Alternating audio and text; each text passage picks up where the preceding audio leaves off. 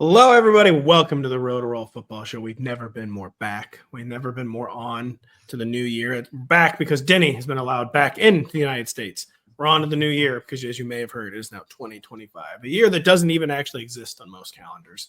But we have reached it, and we're going to christen this new year by doing what we always do, talk about football. The entire Week 18 slate. I've been trying to rank these guys. It's just where I rank Carson Wentz. Yeah, I mean, I'm just going to be totally, brutally honest with the reader. I'm barely trying. and when I'm trying, I am straight up guessing. Week 18 ranking is almost literally impossible. We're going to get into all of the manifest reasons why on the show. Teams resting, some players pursuing incentives. Denny said he's going to lay that on thick.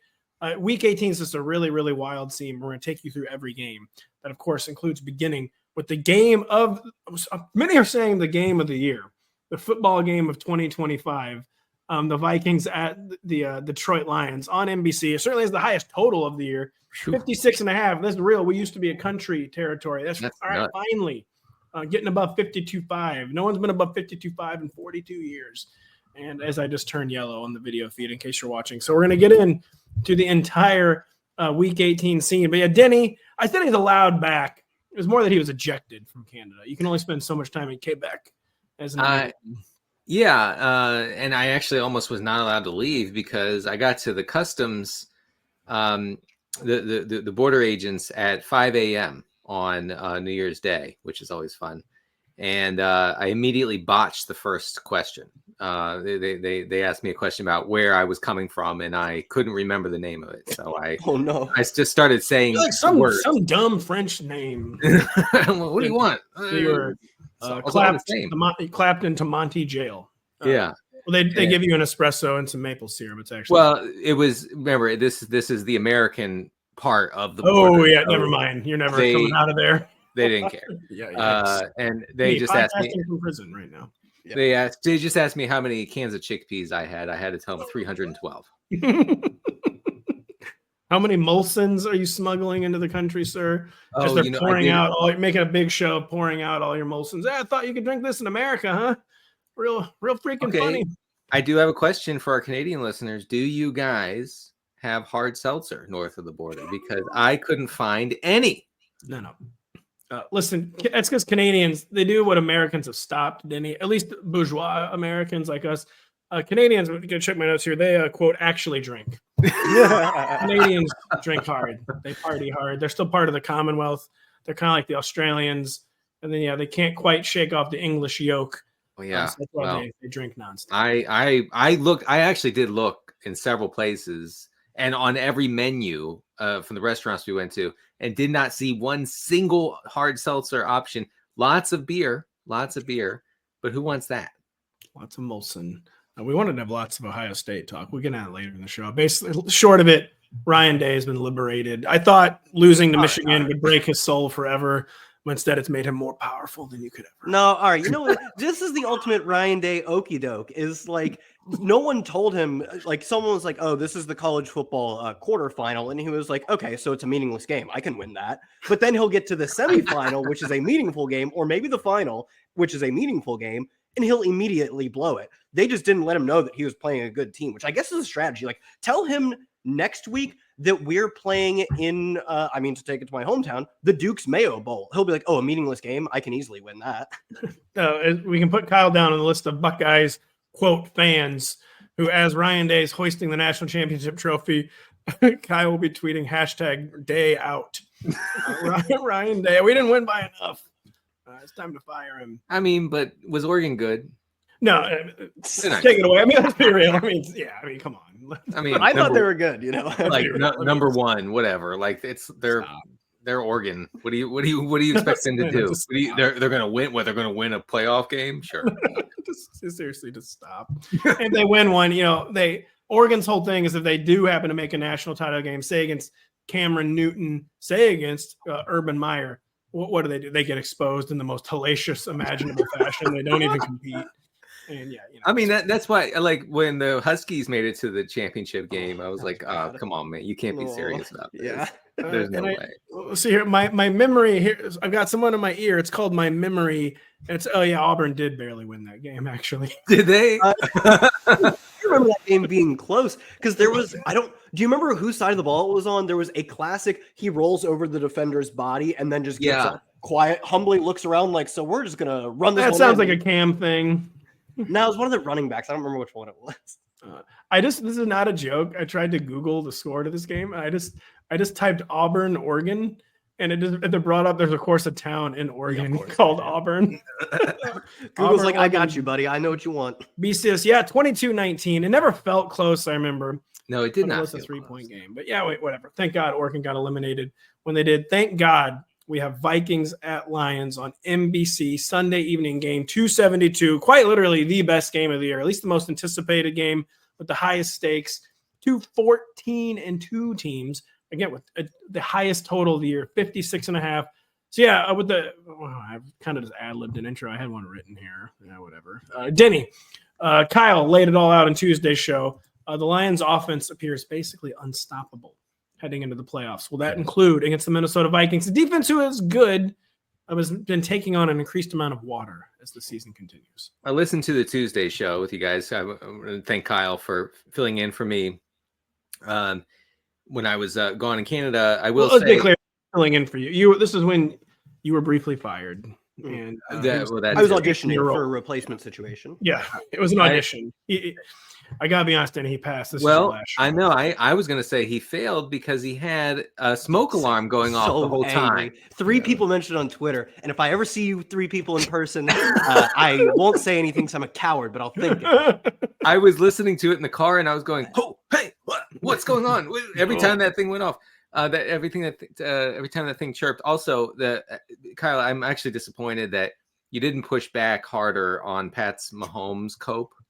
Okay. Well, I absolutely hate to wrap up the number 1 seed on Christmas Day and get the rest for 3 weeks. No, but you actually said the thing, which was this is just they're going to get back to big plays. They're never going to get back to big plays. They absolutely will. No, Mahomes is not a big play guy. Oh yeah, aside from the most average yards in the history of the NFL, probably still one of the longest ever YPAs. Yeah, he'll never get back to that. You're right.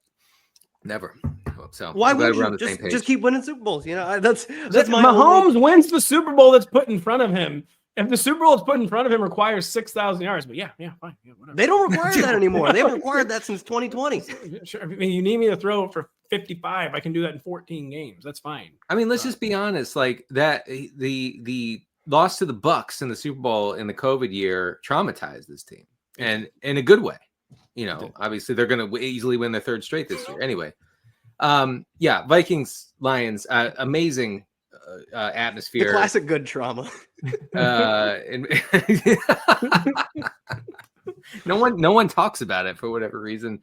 Anyway, really good environment here with Vikings, Lions. Detroit has the 3rd highest EPA per play since week 13. Jared Goff during his 4-game heater has a 6.1 air yards per attempt. So lots of short passes there. And that's good for Amon-Ra St. Brown. It's good for Kyle's guy, not Dvorchak, Laporta. That 6.1 air yards per attempt ranks 32nd among 35 qualifying quarterbacks over that 4 weeks stretch. I will say that the Minnesota defense is pretty good at defending those short area throws. They're allowing the 2nd lowest adjusted yards per attempt on throws between 0 and 10 yards. Still, though, I mean, it's hard to poke holes in anything here as far as like getting guys in. We'll get into sicko plays in a second, but all the main guys are full go.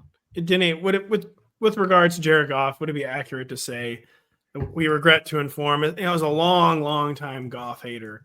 Happy has learned how to putt. Doesn't matter if it's outside now. Doesn't matter if it's on the road. Doesn't matter if the team's good. He just produces now. Yeah, I'm afraid we were incorrect. Goff 4 straight games with at least 3 touchdowns. 2 of those outdoors on the road. No, he's cooking. There's just no other way to put it. Just killing it in every way. I mean, accuracy wise, like efficiency wise, it's just wild over the past month. So real quick, Adam, when you clip this video, put Denny : Goff is clear MVP. Goff clear MVP per Carter. Please don't do that. No. Kyle, is it just going to be open season for the Vikings passing attack against this wounded Lions defense? It doesn't really matter who the opponent is this time. They are throwing all over Detroit. This is where we kind of arrived at Lions offense unstoppable ? Because opposing offenses are doing whatever they want against them. It's just the Lions are doing even more. As Sam Darnold is going to be going out in a flourish on the regular season. Yeah, through the first 10 weeks of the season. That's a lot of the season. Over half of it, in fact. The Lions were top 5 in EPA per dropback allowed. In the past, 14, 15, 16, 17, the past month, the Lions are dead last by a wide margin in EPA per dropback allowed. They just have nothing left to offer in terms of resistance against opposing passing attacks. They've allowed 35 explosive passing plays in the past month, easily most in the NFL. The gap between number 32, them, and number 31 is the same as the gap between number 31 and number 15 in explosive passing plays. They are basically half of a league worse than the next worst team at preventing chunk gains through the air. They're just unreal bad at defense right now, through no fault of their own, through all of the injuries, but there is just going to be no changing that this week. Oh, you're on mute, Pat. I know I started to speak and I was unmuted. That's because we have big news. I'm no longer yellow. Okay. And again, if you're listening, you have no idea what we're talking about. But yeah, listen, this low winter sun in Missouri, it's actually like a noted scientific fact. It turns you yellow. Obviously, you are super yellow, man. I was. The way the natural light interacts with my artificial light has created some insane yellowness. But yeah, just please let there be an insane scoring environment in this game. Yeah. We need it, but NBC needs it bad. We don't need to drop this. We need it. We need this. I don't know why, because we've had an amazing year, an amazing season. Yeah, but we really need this. I think we'll be okay either way. But we could use a. Everyone could use it, is what we're trying to say. Everyone, yeah. No one needs more Panthers, but we got it. The Panthers are hunting offseason momentum, quote unquote, while the Falcons are pursuing a doomed NFC South bid. Kyle, that's because famous last words. There's absolutely no way the Bucs lose to the Saints. What have we seen from the Falcons offense through 2 games, the Michael Penix era?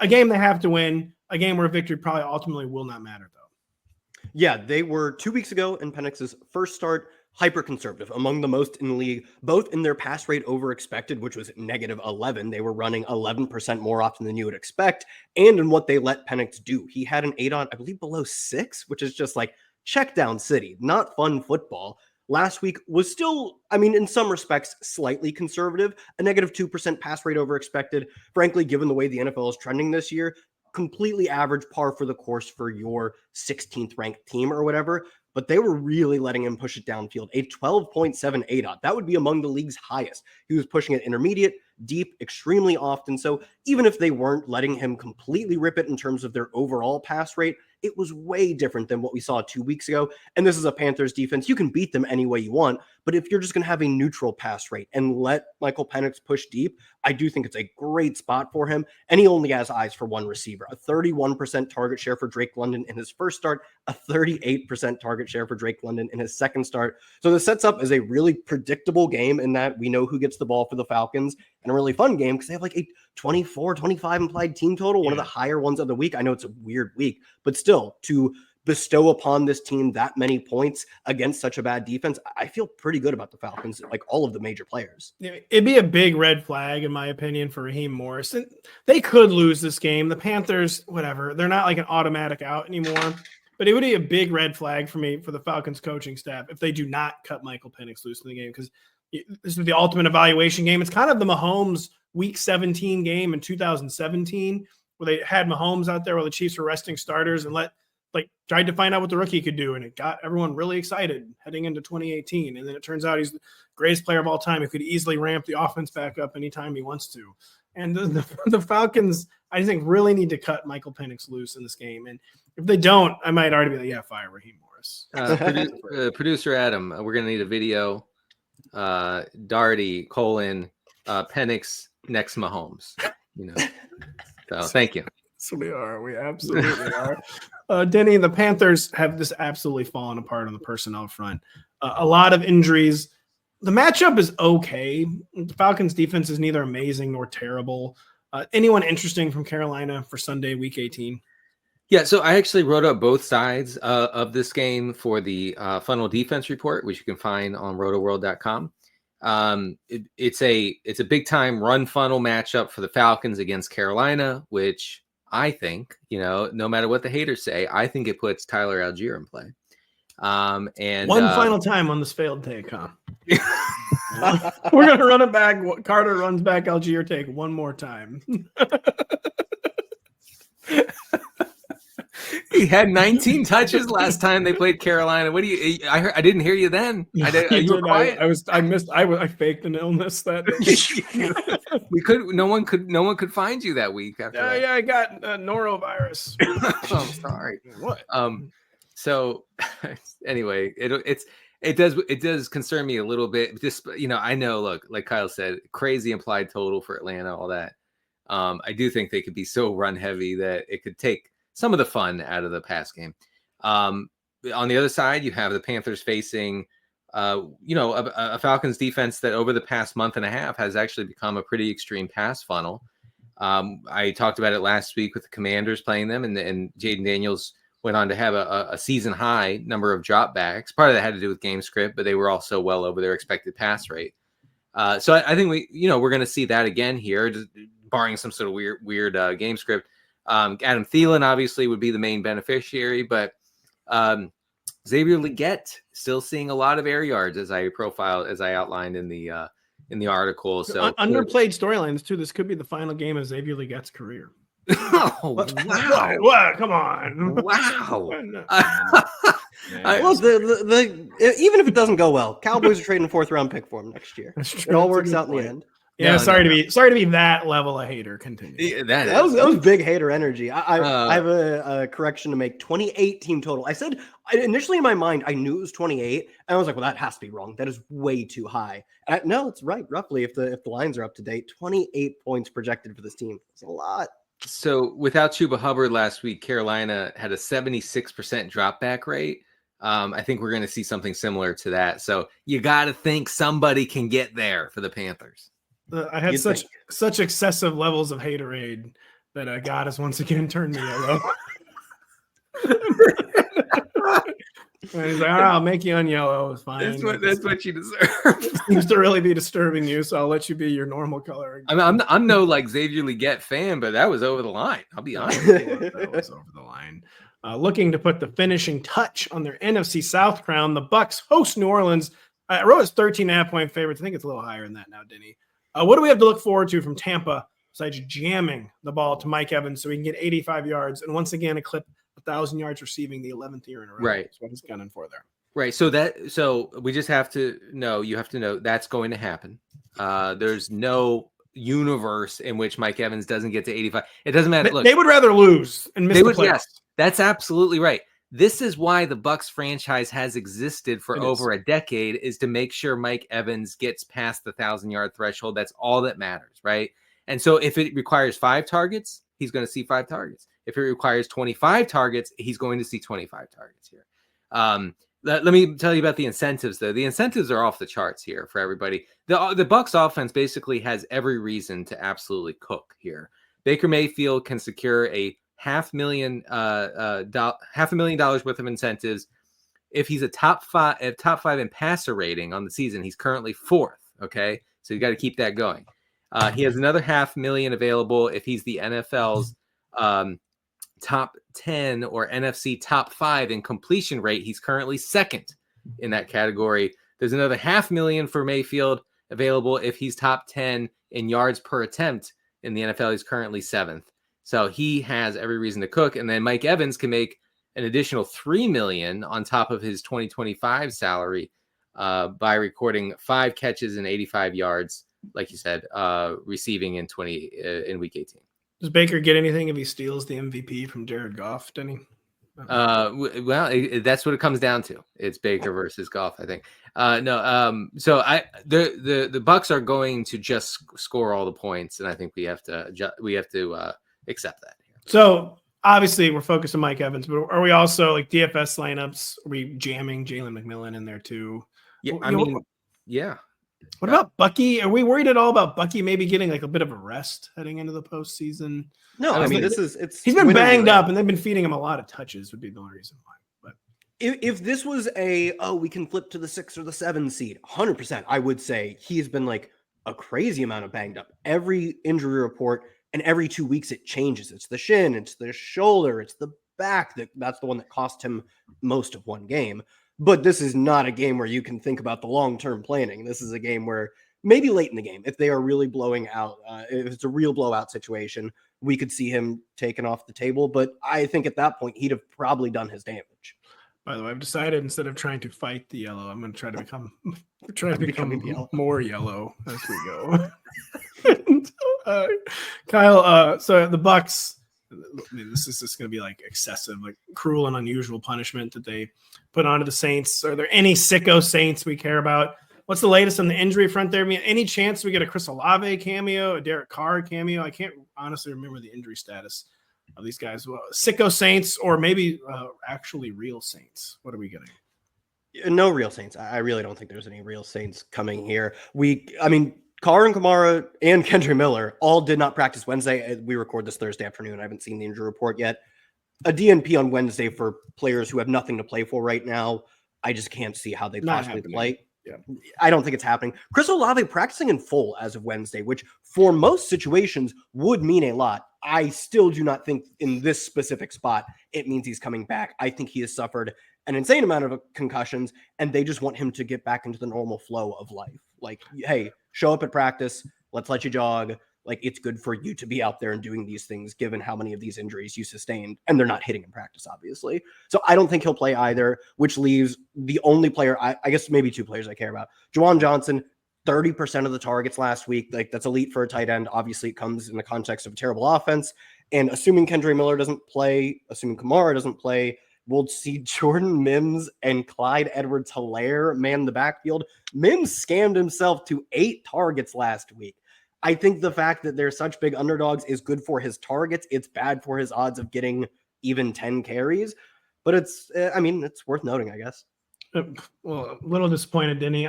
This wasn't on the show sheet, but I know you have it. Just real quick, rattle off your top 5 or 6 Mason Tipton facts. I only have one, and it's that it's never Tipton season. That we have to remember that at all times. Kyle, quick question for you for DFS purposes. Stacking the Bucs definitely not going to be unique, but if you do that, who do you run it back with? Juwan Johnson? I don't even think there's like another option. They just don't have receivers who are capable of earning targets. They have receivers who run routes. Well, so it's funny you say that because 2 weeks ago, Mason Tipton earned his first target November 10th.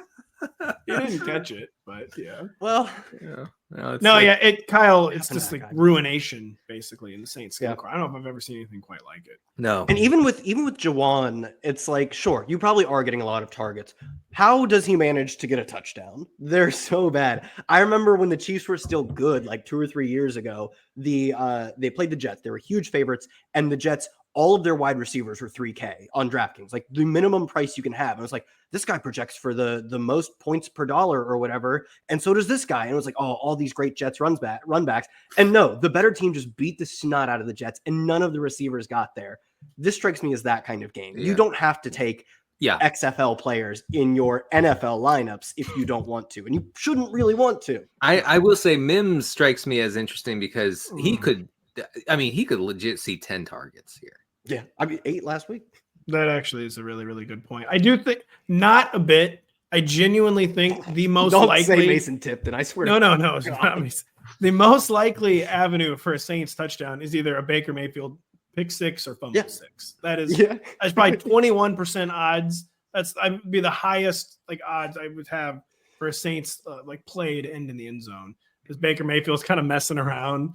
It's like, oh yeah. I mean, it's like he's fine if there's 3 guys on Mike Evans, but there's 5. He knows he probably shouldn't pull the trigger, but then he does anyway. It's an easy pick. Or he does one of those things where he pretends he's Michael Vick and just starts running, pretending he can outrun like 4 cornerbacks and easily gets tracked down and stripped of the ball. Yeah, I get it. Baker Mayfield, not to bring everything back to Mahomes. Mahomes never looks fast, but outruns everyone. Yeah, Mayfield's like, I can do that, and then just gets ripped down. like the edge, like holding his legs. I mean, he did make a conscious decision this year that he was no longer playing around, that he was going to do that thing where you run as fast as you can, no matter what's happening on the field.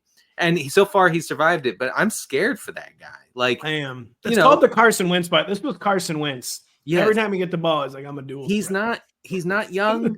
He's not fast. He's not particularly. He doesn't have great awareness. I'm afraid for him. He is so ludicrously tough, though. Like everyone who kind of steps on an NFL field is tough. Yeah, he's crazy. Baker Mayfield is like a cut above. Yeah, I mean, his body was falling apart in his final season in Cleveland, and he just refused to throw in the towel. It was insane. I mean, he almost ruined his career playing through. He had a non-functional left shoulder and just continued to play for some reason, and made everyone think he was bad. And it turns out he was quite good. Mm-hmm. The Cowboys limp to the end of a dispiriting campaign as roughly 4.5-point underdogs against the Commanders. Kyle, seems kind of light. I feel like Vegas is maybe not taking the possibility the Commanders treat 60 minutes of football as serious, what they're kind of worried about there. But what are we expecting in terms of the Commanders' effort and approach? Again, the bookmakers seem to be a little leery that we're getting a real game from the Commandos. How do we feel? I felt pretty good about them playing this game as a mostly normal football game. I do think for teams like them and the Packers, for instance, if the game is a blowout in either direction, they're much more likely to pull their starters. Like, a lot of teams will be like, we're going to give them one more drive at the top of the 4th. Like, they're not doing any of that. But this game does meaningfully impact their seeding. A win secures the number 6 seed versus a loss and a Packers win. Packers are massive favorites, probably going to win. That looks like they're playing their starters. A loss would drop them to the 7 seed. You'd much prefer to play, presumably, the Bucs in the 3 seed versus the Eagles in the 2 seed in your opening round. So I think I'm at least treating this as if they're going to take it very seriously, albeit I do think this is a spot that makes a ton of sense for them to be extremely run heavy. This is just, I mean, there's so many of these teams right now, but a completely toothless Dallas team without CeeDee Lamb, with a completely barren defense because of injuries. So I think it makes sense for them to at least establish it on the ground, still attempt to win, but attempt to win a less sexy way compared to Jaden Daniels has 110 dropbacks over the past 2 games, and he's averaging like 50 plus a game because their games have been super fun, but he does not need that kind of wear and tear heading into the playoffs. And this is a team that you don't need to score more than 20 on the Cowboys, this version of the Cowboys, to win. So I think it probably is a boring game, but a full starter game. And Chris Rodriguez could figure into a run heavy game plan for Washington because he's looking more effective than Brian Robinson of late.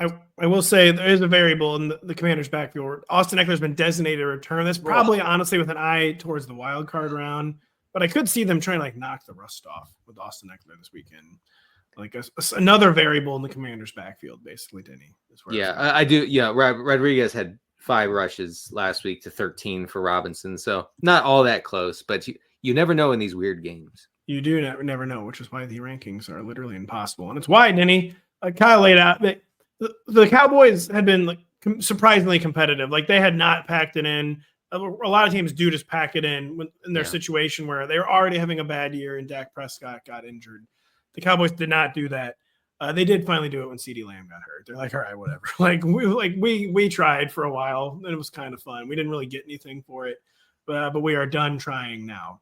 It's kind of how it appears to the Cowboys. With that being said, any sicko Cowboys in this environment, your time to shine here, Denny. Just a reminder, the Commanders are the second most pronounced run funnel defense, so it appears to be Dowdle season once again. He had 23 of 26 running back carries last week. Did I see Zeke is gone? Zeke's gone. They did this too. This was classy of the Cowboys.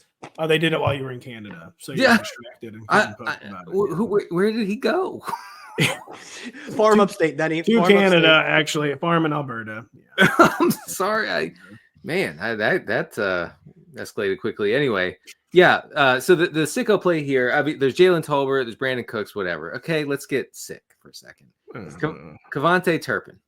Oh, Okay. All right. It's actually kind of amazing. 65. I wanted to be mad, but I'm no, you can't be mad at this because I mean Turpin is exciting. His 65% route rate last week against Philadelphia, mostly from the slot. Okay. He's seen a target on 24% of his pass routes this season. That's a really high rate. Of course, a lot of that is designed, but let's just ignore that for now. 6 air yards per target, which is beautiful for PPR. I think we can get sick with Turpin this week. We can, and I would like to think now that I did not shout Denny down for Kavontae Turpin, that God will turn me my normal color again. I appreciate being able to talk about one player without being shouted down. Turpin, has he done anything recently since his big show out game? Because it actually doesn't make sense that he hasn't been more involved. He has 2 rushes. He's having 2 carries every week. Yeah, he had 2 rushes for 9 yards. I mean, the bar for has Turpin done anything is I got 2 carries. They're all getting him the ball. They're manufacturing touches. Yeah, 4 targets last week. You're hoping for the big play. He's not getting a ton of playing time, but enough, I think, to get weird. I completely agree on the Turpin front. The Packers look to put the Bears out of their misery while pondering how much the upgrade from the 7th seed to the 6th seed is really worth, Denny. But we'll talk about Green Bay in a second. What, if anything, do we care about on the Bears side in this one, and why, Denny, are the Bears easily going to cover being 9? Yeah. I think you're just bitter because the Packers never eased off the run heavy thing. Well, yeah, and it doesn't work. I am. That's it made them an unserious team. Yeah, I'm pretty bitter about that. Yeah, it would be nice if they stopped the bit. Like the bit has gone on long enough, Matt. Well, long enough, and against any actually good team, it doesn't work. No, it doesn't. And you work. can see every time a team scores 20 points in the second half, then he's always like, well, yeah, they did the thing where we got to score points now, and they threw the football. And it works for the Packers extremely well, except they only hit the button when they're down 20 and they score, 19 or whatever. Instantly, they start scoring points. So quick. It's so instant. You can see Dontavian Wicks becomes unguardable the second half. I know. It's very frustrating. So I get it. Anyway, I mean, the Bears have been pretty pass heavy, not as much as I thought. Just real quick on them, DJ Moore and Keenan Allen are among the top 15 receivers in expected PPR points this month. So, that they have that going for them. And Allen, Moore, and Odunze have combined for 84% of the team's targets over the past 4 games. So you know where the ball's going, those 3 guys. All right. I thought you were going to keep talking. I didn't see. I'm sorry. If you want to get crazy and stack, I think you can double stack Caleb this week. You caught me outside the show sheet. There is what happened. I was not a joke. I was going to be typing yellow now. I was not even a joke. I was trying to type in the private chat about how annoying this is that I'm so yellow. Yeah, actually, you should go to YouTube and say how to not be yellow on StreamYard real. Oh dear God, Kyle. Anything other? What? Anything? What? Packers are going to run the football. Yeah, all right. Packers are going to run the football. They're going to run the air out of the football. They're 9-point favorites. Another spot where the seeding, I think, does seem to matter for them. LaFleur's already said his starters are going to play. He was like, we'll be cognizant of our injured players, but there's no plans to change how they're playing is essentially how he put it. And the spread at 9-point favorites suggests exactly it's now 10, by the way. Wow. Yeah, I mean, they are going to kill this really bad Bears team en route to probably still getting the 7th seed because they need the Commanders to lose. And this is just going to be the most boring game of football. We just talked about how the Packers love to play. This is the sneaky shootout. This is happening. I love it, but the Bears are going to cover. The Packers have tempted the football gods one too many times. Play the way you're actually designed to play. They refuse to do it. They're like everyone else. They're not taking the Bears seriously. Game, it isn't. God, it's in Wisconsin. Never mind. I mean, the alternative was outdoors in Chicago. It's not like the alternative was that great either. No, I know, but I'm saying the Packers aren't going to cough. Well, I don't know. Actually, in January, have the Packers ever won a game at Lambeau Field? I know. They should build a dome. Stop. They would just run the football in the dome anyways. They wouldn't get to do the fun dome thing, Yeah, so right. it doesn't matter. The Bears have faced negative 3% pass rate over expected this year. They're 12th, really good in EPA per dropback allowed. They're 26th in rush EPA. I believe Denny would call that a funnel. They are much worse against the run than they are against the pass, and teams in general have targeted them on the ground. Also, you can target a team on the ground when they don't score points, so that's helpful as well. The last time they played each other, these two teams, 17 attempts from Jordan Love. It's frustrating. Wow. Just absolutely absurd and ridiculous, and why they will pay. And so no one else wants to try to get this trending Bears easy cover reel. No one else. No, the Bears aren't like a fun, frisky, like loser team. Like Carson Wentz is going to be a fun, frisky underdog. Bears, I don't know. Man. Yeah, Adam bet it. He bet it was a 9.5. See, now he didn't even need the extra point. You want me? Okay, listen. After the show, I'm going to go online and I'm going to put, "Let's get this trending, folks. Bears cover." Exactly. But no one cares. Get it trending. I've been making lots of get it trending jokes lately for some reason. Simpler time on social media. Apparently, thought it was going to be a simpler time in the United States of America, but not. It's a good time to take a break. We will be right back after this. The NFC's number 1 seed is on the line this Sunday evening when the Vikings take on the Lions in Detroit Rock City, the Motor City. Coverage of the showdown that wraps up the regular season, game 272, begins at 7 p.m. Eastern only on NBC and Peacock. Denny, I was so excited about this game earlier that I forgot to ask you about any sicko DFS plays, maybe captain spot and showdown lineups for the Lions and Vikings. Again, not a joke. It is the highest total game of the entire season, 56.5. So I just want to talk about Tim Patrick and Jalen Naylor real quick. Naylor, of course, had the big week last week, 5 catches, 85 yards, 2 touchdowns. So he was targeted on 17% of his routes last week against Green Bay, which is a good rate considering he's the distant wide receiver 3 behind Jefferson and Addison. But on the season, that rate is 9%.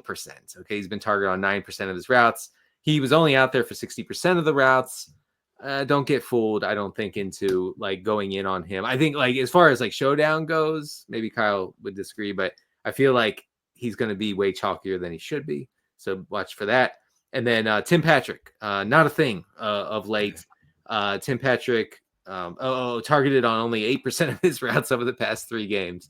So it's just St. Brown, it's just Laporta, it's Gibbs in the passing game, but it's Jamar Jefferson, it's Craig Reynolds, it's Craig Reynolds is probably a better play than Patrick, I think.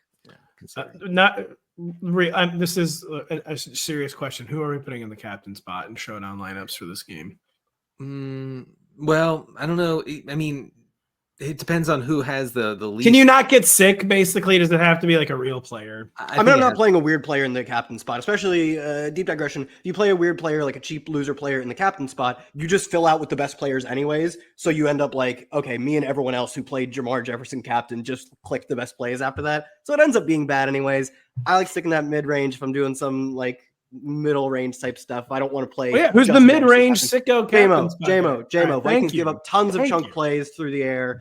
And as Denny pointed out, they're actually a pretty good defense at containing that short intermediate stuff. So let it rip with JMO. We'll just do handoff touchdowns, flea flicker touchdowns, hook and ladder touchdowns to the mans. Listen, if you're in a large field and you want to fade this idea, it's going to be high scoring. Okay, if you want real football, if you hate this country, you're putting Will Reichert in the cap. I was gonna say, I knew you were gonna say. Let's just be real about that. Then he does hate. Then he fled to Canada. I thought he loved America. I came back. Yeah, but Will Reichert, the captain. Now we're finally talking. Now we're finally having a conversation. Okay. We've been looking at each other. We've just been looking past each other. We're not listening to each other. Oh my god. We're finally having a conversation. This is the worst. Aaron Rodgers limps into forced retirement as the Dolphins attempt to limp into the playoffs. Kyle, take us through the mess that this gangrene offense has become, almost gangrenous, many are saying. Yeah, it's been one of the least efficient offenses over the past few weeks. And I think, to me, the biggest concern here is that we all know what's going to happen, right? They couldn't get the Aaron Rodgers 500 last week. They tried and they tried and they tried. And hilariously, I believe he got 2 passing touchdowns after he left, but they didn't get it with him, so it doesn't count. They're getting it in the second quarter, maybe, and the starters are getting pulled. I think this is a real risk of starters getting pulled. Obviously, the Jets have no motivation to win this game. They've been out of the playoffs forever. And if anything, losing helps what will ultimately be the next, the next brain trust they hire, get a better draft pick. So as much as like you could spin yourself some hope that we get like the send-off game for Rodgers, I think we get the send-off 1 touchdown for Rodgers, the send-off 3 drives, and it's possible he's done for the day. So I think it's really tough to play the starters. It's also really tough to play the sickos because the sickos might not show up until the second half. I do think too that they want to do a literal send-off, and it might not come to the second half, but I don't think Jets fans are going to have very fond memories of this era, but I do think they probably still want to have him to come off the field, like get a kind of like a career standing ovation. I do think this is going to happen. Bro, they could. I don't know if they want to risk that. They could actually boo this guy as he that wouldn't happen. They have like some weird. They have barely booed him. Giants fans are booing the number 5 quarterback. We're like, it's like I'm not responsible for this. Like way more than the guy who's responsible for everything with the Jets. I don't know. If it goes sideways but he gets that 500th and then walks off, the walk off could be just a bunch of boos. So I don't know. Yeah, it's sort of poetic justice, but I don't think it's going to happen. I think they want him to have a moment. I don't really know why. Maybe too, like so he doesn't want to come back. Like say, listen, like it was just a nice happy ending. You don't really need to come back. Right? Let's bottle this. We're just looking past each other. We're not even speaking. We're not even let's bottle this energy. And you can go happily into retirement. Denny, I was gonna say, what is the Dolphins approach with or without Tua? It sounds like it's gonna be without Tua again. Tyler Huntley season. There are no winners when it's Tyler Huntley season. So who do we care about with Tyler Huntley? All right, look, I'll be upfront with the listeners. I was in Canada this past week and on Sunday.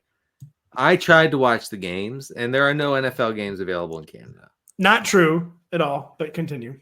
I was able to watch. Pat's like an NBC lawyer. Like, no, we can't say. I was in Quebec literally last year, and I watched like 4 NFL games. No, Kyle, this is the thing. I was able to watch the Sunday night game, the Washington-Atlanta game, on my Peacock app, but that was it.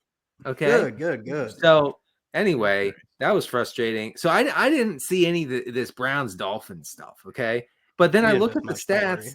And what I see here is that Tyler Huntley had the game of his life. Is this what I'm to believe here? Huntley we were kind of hoping he wouldn't notice this. Tyler Huntley, 22% over his expected completion rate last week. Miami was 11% over its expected pass rate. What? Yeah. So they aired it out finally with Tyler Huntley instead of Tua. And then Tyreek, 39% target share, 55% air yard share. So this is good stuff. Like we can work with this. Achane, 2 targets, only targeted on 10% of his routes. So that's over. That gravy train's over because he has a mobile quarterback, and the mobile quarterback isn't looking to check it down. He's just taking off, right? So bad for Achane, good for Tyreek, pretty good for Malik Washington.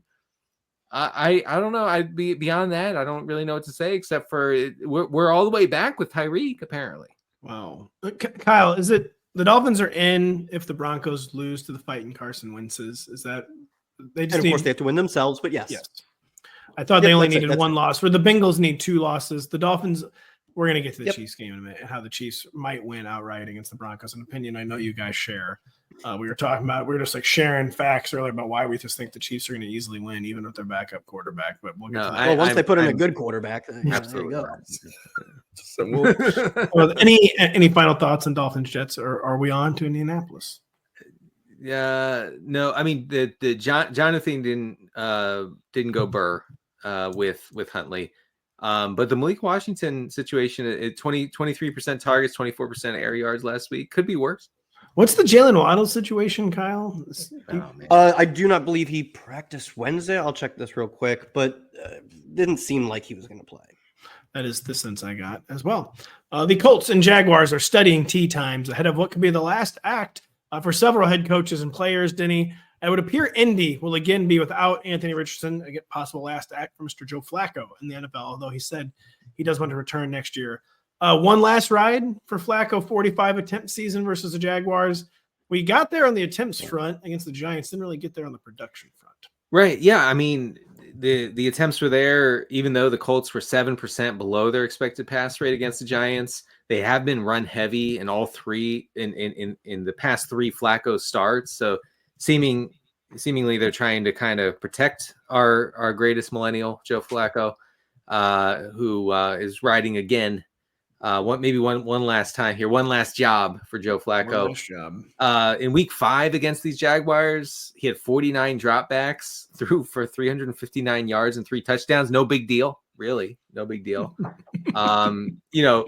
He was here's a stat from last week. And again, didn't see the game, so I'm not grinding Flacco film. Top 10 in success rate last week among quarterbacks, so he had that going. I don't know. He didn't win. That's a 0% success rate. How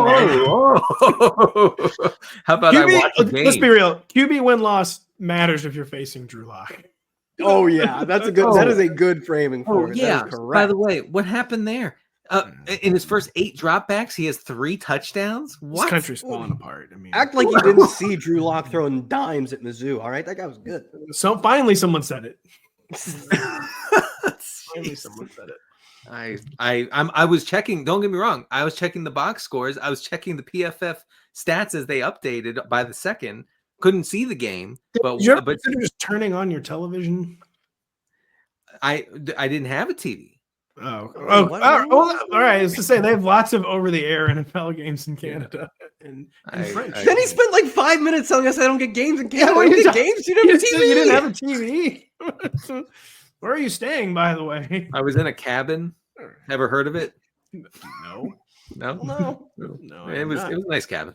Well, that sounds pretty idyllic, actually. Kyle, what do we care about the Jags? Colts' pass defense have been playing well before completely collapsing against the aforementioned Drew Lock last week. I looked up a Jalen Waddle update real quick. He did limited practice on Wednesday. He was also limited practice last week and didn't end up playing. And I was like, how could I get this so wrong? Mike McDaniel said he was optimistic that Waddle would play as of this week. And I remember he said that last week and he didn't play. So thanks for nothing, Mike. So that's a keep it locked to Rotoworld situation. We just really have to wait and see. Probably up until game time, I'd imagine. In terms of coming back to this game, the Jaguars, I worry about one player, Brian Thomas Jr. It's like you said, Colts defense that looked like they maybe turned the corner and then unturned said corner last week. And who cares if they're good or not? Brian Thomas Jr. is like a legit top 10 wide receiver in the NFL already. They're getting him involved more on short and intermediate stuff, whereas in the first month or two of the season, he seemed like an explosive deep threat. Now he seems like at all levels of the field, ascending superstar number 1 receiver. Brenton Strange got back to his normal role in terms of routes last week, got over 70% after he was benched mid-game 2 weeks ago. He didn't see any targets. I wouldn't really even bank on him doing so again this week. And of course, the backfield for what feels like the 6th game in a row flipped once again. It was a Travis Etienne game where he sees, I believe, 14 carries to Big B's 11. It's Brian Thomas Jr. and really write this game off. We should have looked more powerfully into the possibility of another Brenton Strange rug pull. He treated the rug pull as the abnormality instead of the 11 catch game. Brenton Strange had no choice but to do a 3rd straight rug pull. He did have absolutely no choice. But it's dangerous to overinterpret rookie year data. We ran into this with even Garrett Wilson a few years ago, but I feel like you can make an argument Brian Thomas Jr. is already the wide receiver 1 overall in dynasty leagues, seeing as what he's done at this age with these quarterbacks. I think the problem is the superstar receivers are still kind of young right now. Like our superstars in Chase and Jefferson, they're not 28 yet. They're not 27.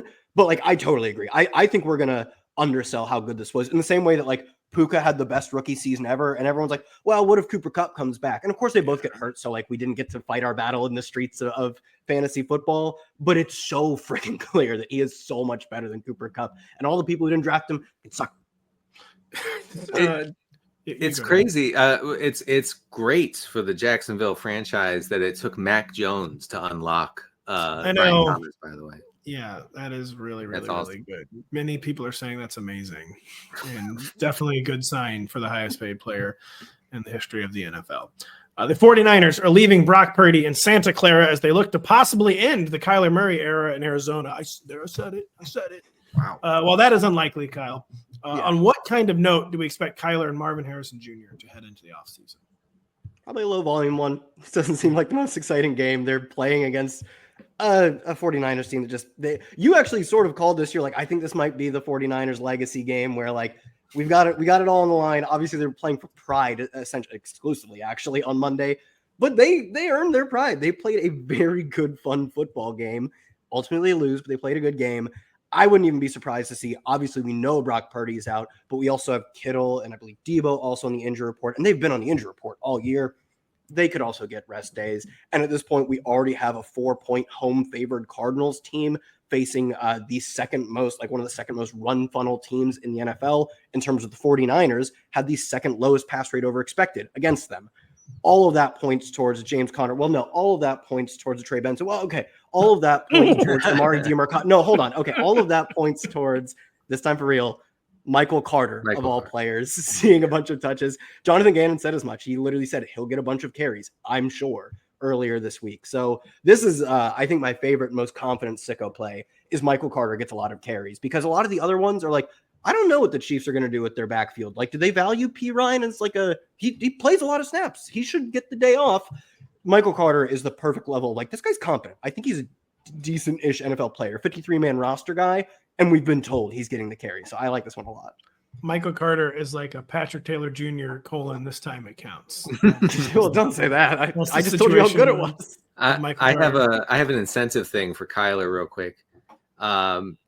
Kyler, 50 rushing yards plus 1 rushing touchdown, and he gets an extra $750,000. Well, he's doing that in the first quarter, then, man. Right, I know Kyler.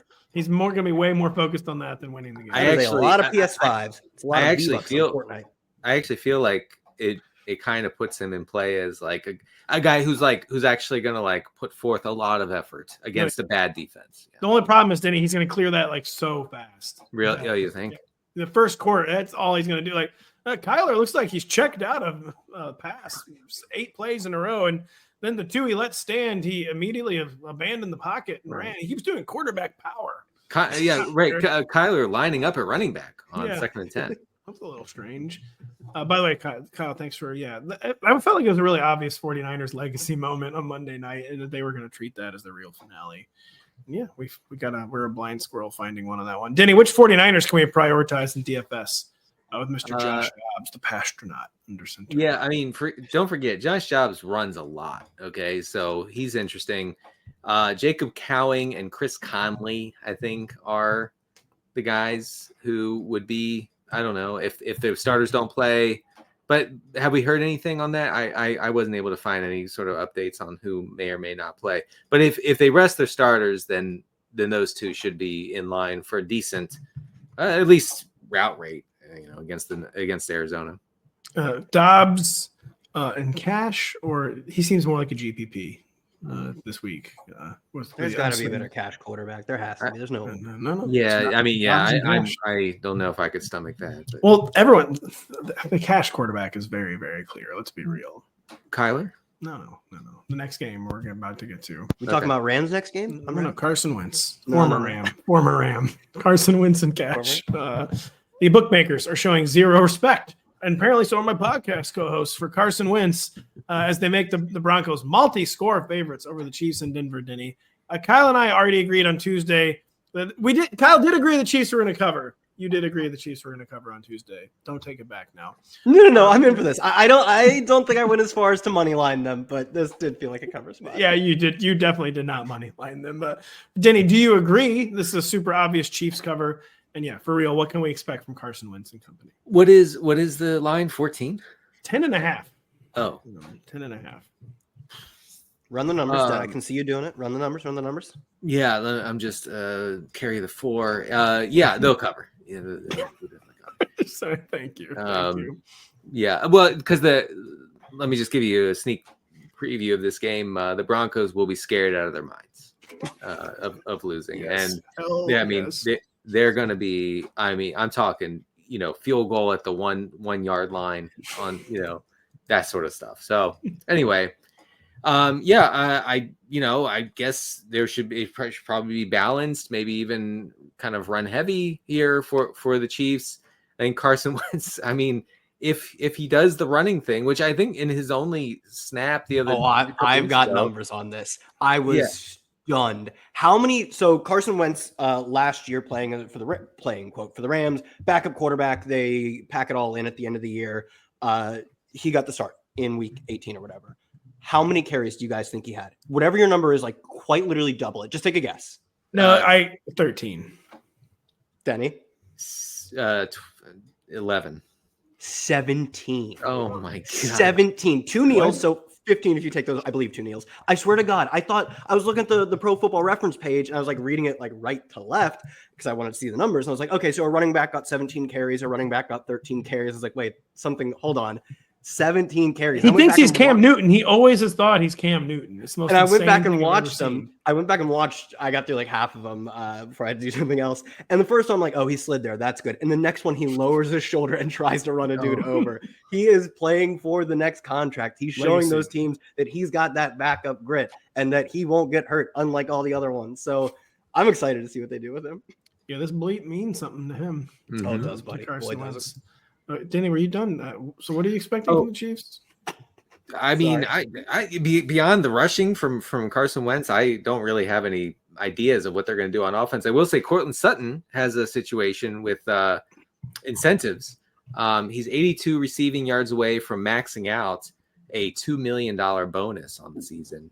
So I'm guessing that the Broncos have to win first, but I'm guessing they can prioritize getting the ball to Sutton a lot here. Sean Payton seems like the kind of coach who probably would prioritize that. Every once in a while, I was a coach who just sends him to the bench. They do the bidding of the front office.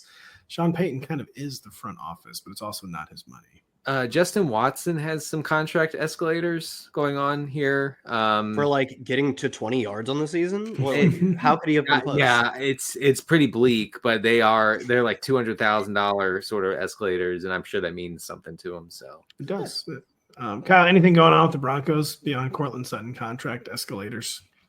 Yeah, I had that one written down for sure. I had the Justin Watson one written all over. I've tattooed it somewhere too. Yeah, no, I mean, I think the one thing that people are going to really hang on to for the Broncos that was interesting last week was the Marvin Mims explosion, 2 touchdowns, 30 fantasy points. And albeit like that was fun. Had a great time. 27% target share, really strong. He got under half the routes. His role in terms of how often they were literally putting him on the field was completely unchanged. Like you watch some of the targets he got, like, yeah, if you can do that twice a game, go for it.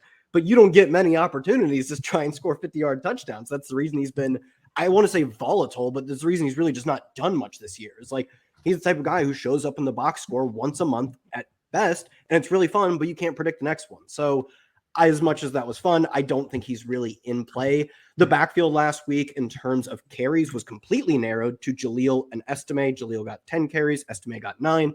Javonte played plenty of snaps, but literally did not see a carry. He was just out there for like 2-minute drill passing down stuff in a game where they're clearly going to win. We'll see about that. In a game where Vegas says they're clearly going to win, Jaleel seeing 40% of the backfield touches. It's a good spot for him. Part of me is almost compelled to say Chiefs money line. I do think it's going to be like a late garbage cover. But I do think the Chiefs are going to cover it. Because honestly, mostly because the Carson Wentz factor, Andy Reid treats week 18. He does kind of treat it like a party, like where he knows that it means something, not a meme or a bit like these backup guys, where they never get like blown out. They they rest their starters like every year, and they like never ever get blown out in that game. I should have probably looked into this more. I wanted to mention a guy who Kyle smartly mentioned on Tuesday, Nico Remigio. That's right. Because I actually don't see who else is going to catch passes at receiver for Kansas City. Hopkins is going to be arrested. Hollywood Brown's going to be arrested. Will Hollywood be arrested for sure? I heard you get weird with that on Tuesday, but that's not happening. Come on. I think if he was one more game, back from, or one fewer game rather, back from the injury, maybe you would want the reps for him, but he's already up to like half plus of the routes. That's all DeAndre Hopkins gets anyways. He's already up to what may be his role. So you have Sky Moore on IR. You have Mecole Hardman. Mecole Hardman coming back. He definitely might get some run. I feel like to get. Is he coming back? I believe. Well, he's been designated to return. Okay. It's pretty rare to see players designated to return and then immediately make that return that week. So that'd be my only hesitation with him. But if he is actually activated, which we'll be able to know ahead of time, he's actually the perfect candidate for this to be a ramp-up game. Yes, that's one to keep an eye on. I mean, this requires a lot of like grinding inactives. So keep it locked. We've set up the craziest Rube Goldberg machine, and every piece is just falling off. Okay, now let's litigate this once and for all. It goes out saying we're playing Wentz in DFS. Is it cash? Is it GPP? Is it It's both? cash. It's cash, brother. Dude, if he runs anything, I kid you not, I'm not lying. 17 times. That's so many. So every double up lineup, I need to get Carson Wentz in. That's what you're saying. I think so. I'm going to double up. Carson Wentz taking me from 6 to 12, buddy. The Bills are not even trying, and yet they're still road favorites in Boston, Massachusetts, Kyle. I don't know what town they actually play in. The Pats have confirmed Drake May will start. It was kind of weird. I thought it was a very bad sign for the Patriots. They were considering not starting Drake May. 0 dog levels right now in this organization. Anything to like from a DFS perspective for the Buffalo Bills or for the New England Patriots, I guess what I'm actually asking about, Kyle. Nope. All right. I mean, one, their injury report is kind of loaded right now. Kayshon Boutte with an illness, maybe not playing. And then I believe Jalen Polk was on the injury report. So we don't know who's even going to be the productive receiver. I believe Hunter Henry is also on the injury report, if I remember correctly. We don't know, as if this team had a top receiver, like who it would be. Kayshon Boutte has a 20% target share in 4 games in a row, but he's only top 7 points once in that stretch. He runs a lot of routes. They try and get him the football, and it rarely works. So you're going to play like naked Drake May in a game where the first time he lowers his head into a linebacker, they're actually going to pull him. Yeah. They're not going to do the thing where they fake check him and bring him back in. I don't know. Feels fraught with risk to play any Patriots in this spot, given how much they stand to benefit from losing.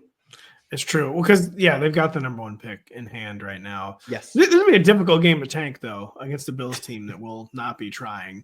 But, man, the vibes are just curdled with the Patriots. Listen, it's not fair to one and done a coach, but like Gerard Mayo, seemed like he got the head coaching job just like a little too early, basically. I don't think he's like, this doesn't seem like he's ready for like how withering this is. And like, he seems like really over it already. It's kind of insane. He seems like so worn out and exhausted with the media. Yeah. Like so exhausted. Where did he learn that from? How could he have possibly picked up that habit? But like, he is like, oh my God. He's like, why are we doing this again? Yeah, it's easy to be worn out with the media when you're coming off your 4th Super Bowl and you're like, leave me alone. I just want to go watch film. Like, that's cool, if anything. Yeah. But when you lose, it's way less cool. Any sicko Bills? Why is it Tyrell Shavers season? Yeah, right. So on the active roster right now, I mean, there's hardly any. There's Shakir, Cooper, Coleman, all of whom are not going to play. Yeah. Curtis Samuel not going to play. Mac Hollins, I guess, probably not going to play. Yep. There's nobody else on the active roster right now. So there's Shavers, there's KJ Hamler. Oh, that's a good one. Please tell me Andy Isabella's on this practice squad, because I have some dynasty teams that could use 4 for 40. I'm not seeing Isabella. There's no way he's not on the Bills. Give me a break. Practice squad, maybe. So I mean, and then Frank Gore Jr. is on the Bills practice squad. Apparently, I guess he could see some run because Ty Johnson has been so integral to this offense of late. You would think they're not going to give him the lead back role here. And that's why some of these sicko spots are weird, is like how much they value. I think they should value Ty Johnson as like, why play him? What would you gain from it, essentially? So yeah, I think that was a good note. Right. You guys are not ready for Andy Isabella's Wikipedia lead. No. Andy Isabella, born November 18th, 1996, is an American professional football wide receiver. No former. So he's active. It's professional. Oh no! For the St. Louis Battlehawks of the United Football League. That is a good franchise. That is a good franchise. Andy Isabella is my neighbor, guys. Oh, that's Andy Isabella. Pat's neighbor shouldn't be playing football. In St. Louis, playing professional football is Andy Isabella. So he wanted to run it back to the Battlehawks. AJ McCarron, not a joke, wanted to run it back with the Battlehawks. He loves playing in the XFL. He does. He absolutely loves St. Louis and the XFL. We love taking a short break. We'll be right back after this. Conference play heats up on the hardwood as we enter the new year. Catch a Big East showdown this Sunday when Providence takes on 2-time defending national champion UConn at 2 p.m. Eastern, only on NBC and Peacock. The early slate's boring. Turn on Peacock. Witness Danny Hurley screaming. That's always. I should note for the Bills game, don't be freaked out if you see Josh Allen take the first snap.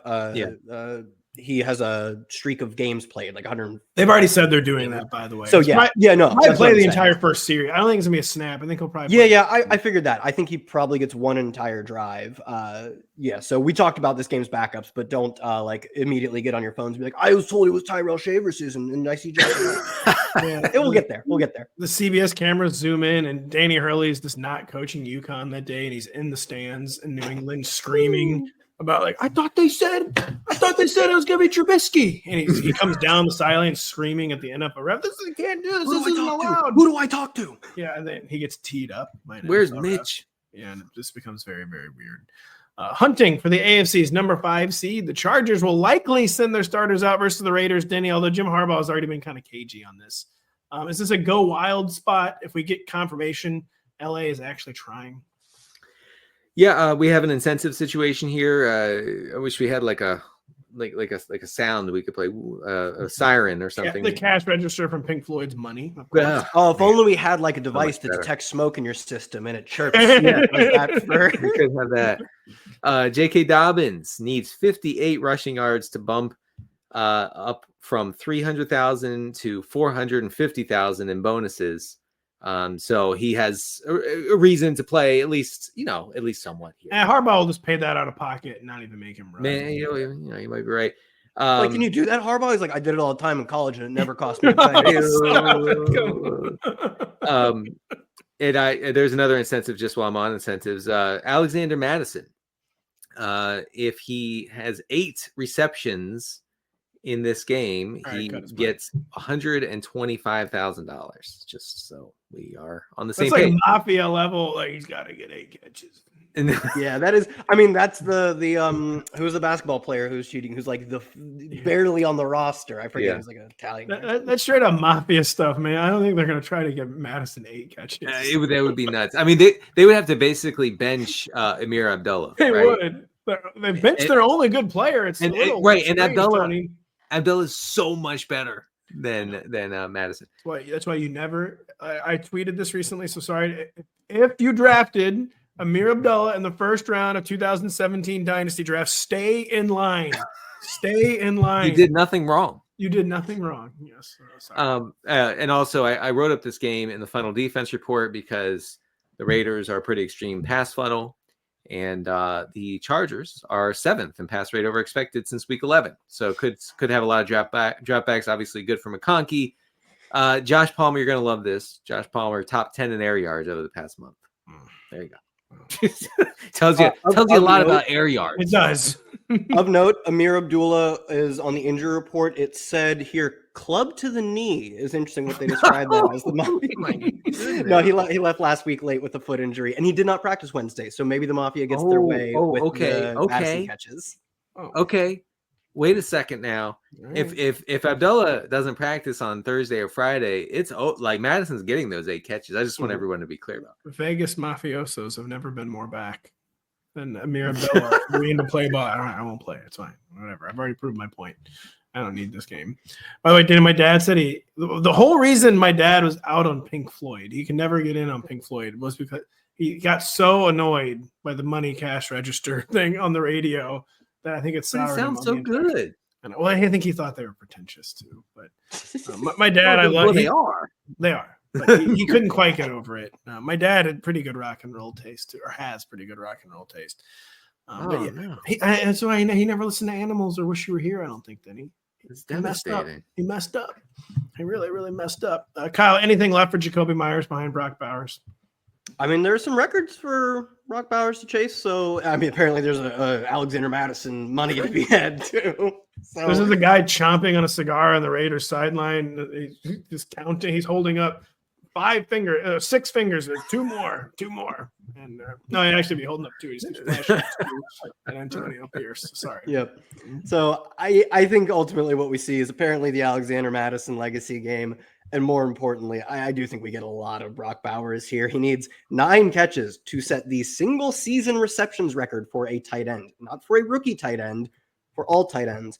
I think it's 340 yards to get the rookie record for receiving yards. So maybe we won't see that one, but I think they'll make a pretty good effort. Not that you have to make an effort to get Bowers the ball, but I do think we'll see a pretty good effort to get him the tight end reception record.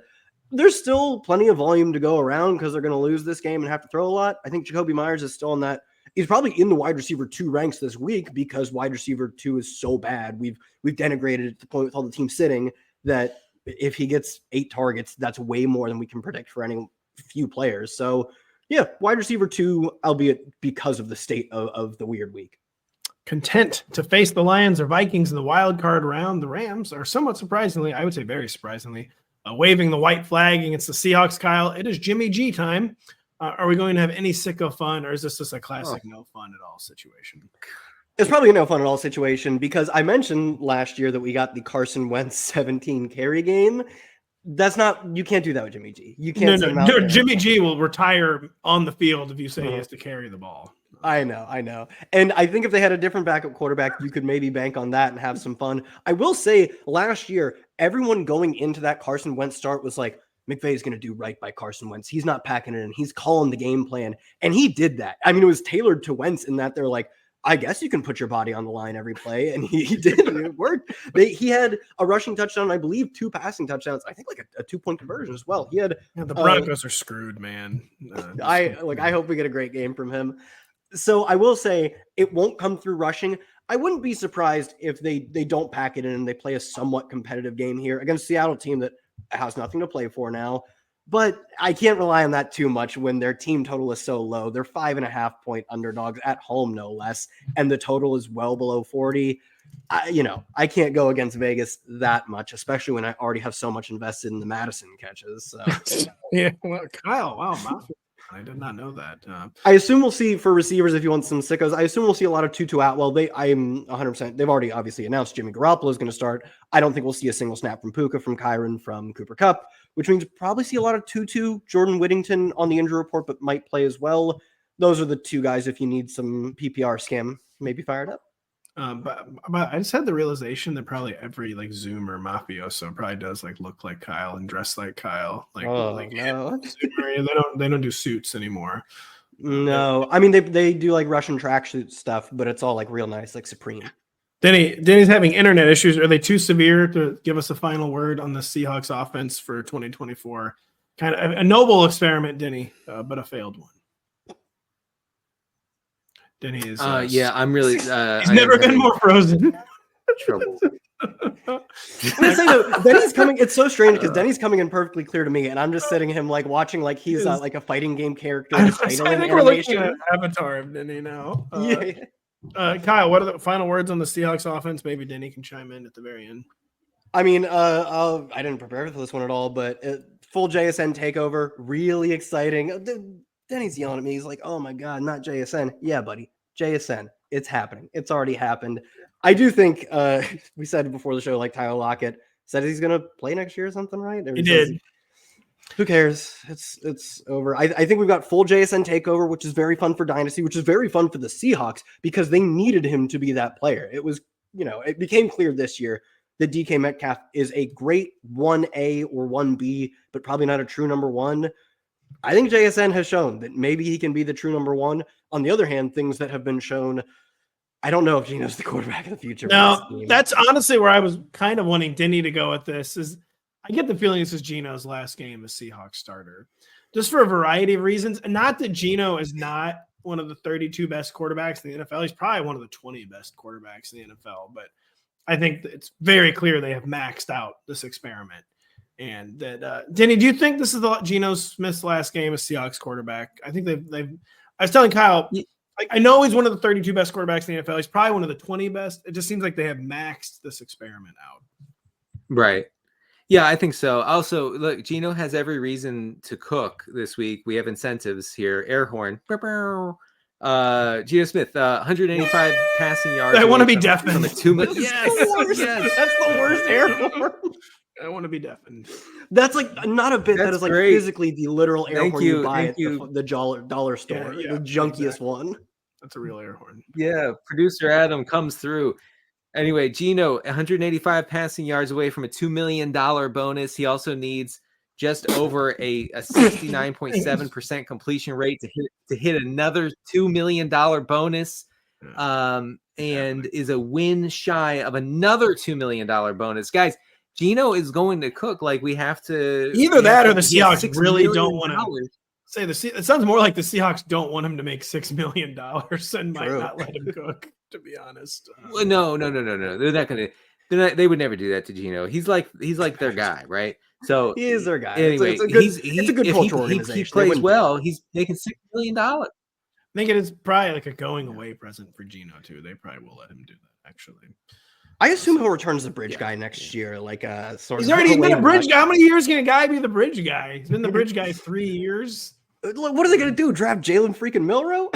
Yeah, sure. You know. No, Pat, don't. No, Pat. You have a Michigan game to watch because it's bad. Yeah, he can't. The guy can't throw. But so I think they're kind of stuck in a holding pattern. Maybe they try like a Will Levis or a Jalen Hurts in that they were second round guys. The guy they're trying is already on the roster. Sam Howell. Maybe. No, hopefully not. Resting up for the wild card round, the Eagles nevertheless remain favored against the Giants. I wonder if that's updated. It wasn't this morning because I looked into that as well. Probably should have checked that. I am not at all control effing Giants right now. Yep. Eagles still favored by 3 against the Giants. Denny, any DFS nuggets to mine on the apparently favored Philly side? We don't know if it's Kenny Pickett or Tanner McKee. Right. I think it'll be McKee. I know Pickett did practice on Thursday. I'd be surprised if he starts. So I think you can slot McKee in there. I would actually watch as far as the running backs go for Philadelphia. I can't imagine that they're going to make Kenny Gainwell like the unquestioned lead back here because, he still does like have something of a role in this offense. And I'm sure they want to keep him healthy for the playoffs. That means that like you have to watch Will Shipley being active for this game. Shipley could be really interesting as a guy who like could see the entire backfield workload here for the Eagles. Also, Johnny Wilson season as far as receivers go with Devontae Smith and AJ Brown not playing, and Anais Smith is another receiver who plays for the Eagles. He had 6 catches on 8 targets in the Eagles' final preseason game in the summer. You could do worse, maybe. Then a very, very curious Grant Calcaterra erasure from. Oh, we're done. We're done with that.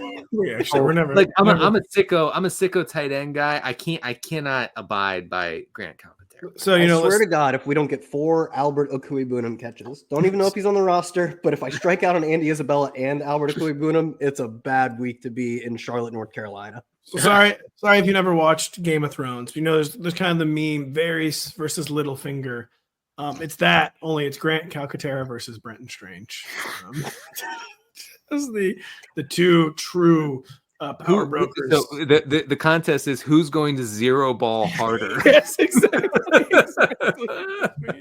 Grant Calcaterra, Brenton Strange, their powers unlimited. He's on the Colts, folks. Albert Okuigbunam. Is he really? What? Maybe Dude, how many tight ends do the Colts have? Actually, he does fit. He's a Colts guy. That makes sense. Alberto and Drew Lock already gone when we had Alberto. I think no. They were there together at some point. Yeah. I'm sorry. We've had so many good years since then. Easily beating Ohio State. It's just kind of hard to keep track of. The last team to beat Ohio State. No, there's been a few that have done it since then. Any final words on the Giants, by the way, Kyle? Neighbors going to go out in style after really ramping up the style points last week? Yeah, I think so. I mean, I'm honestly, like you, surprised that they're not favored in this game. I guess it is at Philly. It would be like a pick 'em almost on a neutral site. So Neighbors, superstar wide receiver, playing with apparently the best Giants quarterback ever as of last week. So even if we don't get the Drew Lock, one of the most efficient games of the year, we see enough targets where you're slotting Neighbors in as a wide receiver too. I know we're not going to see what we saw last week, but given the context of it being a very fun, dumb week, I think you could almost put Neighbors into the top 12. And then in terms of the backfield, we saw Tyrone Tracy get 67% of the carries. It was his second highest mark since week 9. That's pretty good, especially when your game is at least going to be close. Even if they don't win, obviously, as Vegas has them projected to lose. As long as it's a close game, Tyrone Tracy should be able to pile up the carries. The Tyrone Tracy, surely he won't rug pull me this time. That's all. No, he's good. Don't disrespect him like that. He's the best 25-year-old running back in the NFL. That's true. If you take away the fumbles, all 9 of them. A 25-year-old day 3 rookie who can't stop fumbling. He's got a real bright dynasty league future. He's a former wide receiver. What do you want him to do? He doesn't know how to hold the ball yet. He can't catch either. He drops everything. Well, he's a running back. You don't expect him to do that. Final game, Houston Titans. This game is being played for some reason. Kyle, I just wrote Texans LOL. Denny will have some stuff to talk about, but producer Adam, get that air horn ready. Yeah, what do you have on the Texans LOL front before we get to the air horn season? And Denny, I mean, I just have motivation. They have nothing to play for. They're locked into the number 4 seed, and they're locked into an instant playoff loss. So, like, why even show up? They've been really bad. Honestly, they should just go home. Serious, like they just go home. Like it's fine. Don't show up to the Rose Bowl. Don't let Ohio State embarrass you like that. They've been really bad this year on the entire year, which, if I remember correctly, there are some decent games early in the year. They're 31st in success rate on offense, meaning they gained expected points at the second lowest rate, trailing only the Cleveland Browns. They've generated some explosive plays. Obviously, they have some big Nico Collins plays in there, so 22nd in EPA per play. So I do think the fact that they have nothing to play for is not evidence that they will not play at all in this game. And D'Amico Ryans has said as much. He's been cagey with how much they're going to play. They have like a lot of therapy sessions to work out in just a few quarters of football in week 18. I don't think week 18 will fix them, but I actually think it's a legitimate reason for them to play football this week is because they have so much to get right in such little time. But it seems like they're not going to. It seems like they are just like not going to try, right? No, D'Amico Ryans he's said that he hasn't said how much they're going to play, but he has said they're going to play. Okay, I actually had missed that because I thought the early scuttlebutt was that they would not play. He said he was trying to sell it tough, like, oh yeah, we're going to play so much. I do not think they'll play 4 quarters of football. I would bet against that. But do I think we'll see the starters, and do I think we'll see them more than the Bills even? Yeah, I think that's probably true. Everything you were saying made a lot of sense to me. I just thought they weren't doing it, but they absolutely should play the starters and try to get some things cleaned up. Denny, Titans DFS season, and apparently it's incentive season. It is incentives. Can we get the air horn? Right. There we go. Here we go. All right. Joe Mixon, it's incentive season for Joe Mixon, 107 rushing yards away from a $250,000 bonus for Mixon. He's 28 years old. He has 2 years and $16 million remaining on his deal with Houston. And $4 million of his 2025 salary is fully guaranteed. So this means something. And I wouldn't be surprised if they do play the starters, if he gets a heavy workload here. Also, here's one that kind of blew me away. Tony Pollard needs 83 rushing yards to hit a $250,000 bonus. Pollard can make another $250,000 if he records 2 rushing touchdowns. Okay, now is that going to happen? Probably not. But it makes me think that he's going to play, and that if he gets something going a little bit here, that Tajay Spears will take a back seat, and it'll be Pollard season. On this front, what are the chances that Derrick Henry, that the Ravens get Derrick Henry the rushing title for this year? He's like 225 yards away from Saquon, and Saquon's not playing. So if he has a first quarter where he gets up to like 80 yards, I feel like it's over. I feel like they're just going to keep giving it to him. Anyway. Which, if you're wondering, we talked about the Saturday games on Tuesday. If you listen to the show and wonder why we didn't talk about it. And the Browns, the Ravens is not a joke. The Ravens are 20-point favorites now, and it's changed even during the show. Oh, that's because Zappy was named the starter. All right, it's just going to keep going. It might get to minus 24, actually. Zappy, the worst player in the NFL. So, that's a good way to end the show. It's going to be Derrick Henry season. Hopefully we got you some useful information for week 18. Hopefully you find something fun to do this weekend if your redraft season is over, as it most likely is. So, we hope we got you some good stuff. We have some good stuff on the site. Denny, what do you have up on the site right now? Yeah, I have the Funnel Defense report, and that'll be it for me this week. During the playoffs, I'm going to have a DFS stacking report of sorts that will be on the site, I think on Wednesday or Thursday. It's always a must read. It really is. Kyle, what do you have on the site right now? Motivation report. So some of the stuff we talked about, more details on that. And then I was still going to do start sit tomorrow. Yeah, I'll get to talk about some more of our sicko plays. Like I got 5,000 to 10,000 words on Michael Carter, just waiting. Had him hopper for 4 years. I'm trying to do some rankings, and next week I'll be doing some real rankings. I'm ranking the playoff field. It's kind of an annual article I like to do. I'll be ranking them 1 to 14, and surely there's not going to be another air horn to usher us out of here, right? It scared me, even though I knew it was coming. So for producer Adam Wise, who does an amazing job for us, for Denny Carter, for Kyle Dvorchak, for the air horn of doom, I am Patrick Daugherty. Thank you so much for listening. We'll be back with you next week. Hi, I'm Mike Tirico, and thanks for watching. Make sure to hit subscribe for the latest news and highlights from NBC Sports.